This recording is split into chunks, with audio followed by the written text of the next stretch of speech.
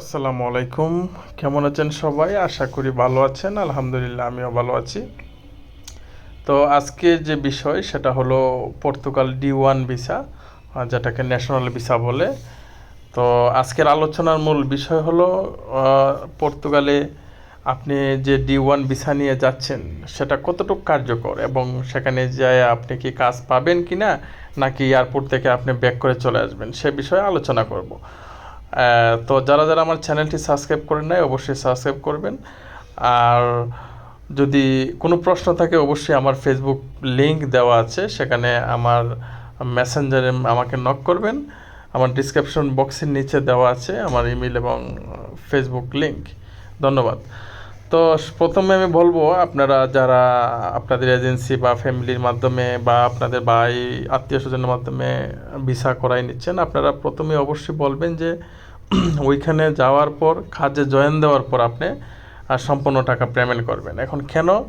সেটা হলো রিসেন্টলি পর্তুগালে দেখা যাচ্ছে মেজরিটি লোকই, মানে 100-র মধ্যে প্রায় 70-75% লোক তাদের ভিসা হচ্ছে, বাট এয়ারপোর্ট থেকে ফেরত আসতেছে। কেন ফেরত আসতেছে? সমস্যা হলো, আপনি যার মাধ্যমে প্রসেস করাইছেন, যে লয়ারের মাধ্যমে প্রসেস করাইছেন, সে হয়তো বা ওইখানে, আপনি তো জানেন যে সারা বিশ্বেই এখন বর্তমানে দালাল এবং চক্রান্ত যারা করে বা যারা দুর্নীতি করে সারা বিশ্বে এখন বিরাজমান।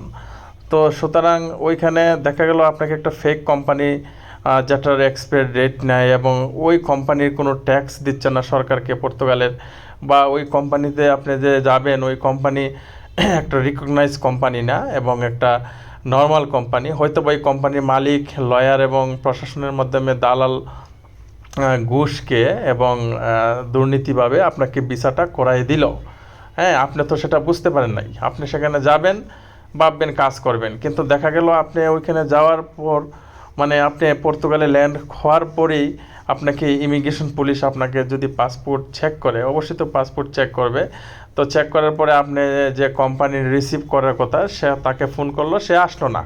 হ্যাঁ, তখন তারা আপনাকে আবার দেখা গেল আপনাকে ব্যাক করার সম্ভাবনাই সবচেয়ে বেশি। আপনাকে আবার বাংলাদেশে বা আপনারা যে রাষ্ট্রে যাবেন, আবার ওই রাষ্ট্র থেকে আপনাকে ব্যাক করে অবশ্যই দিবে, কেননা আপনাকে কোম্পানি রিসিভ করতেছে না।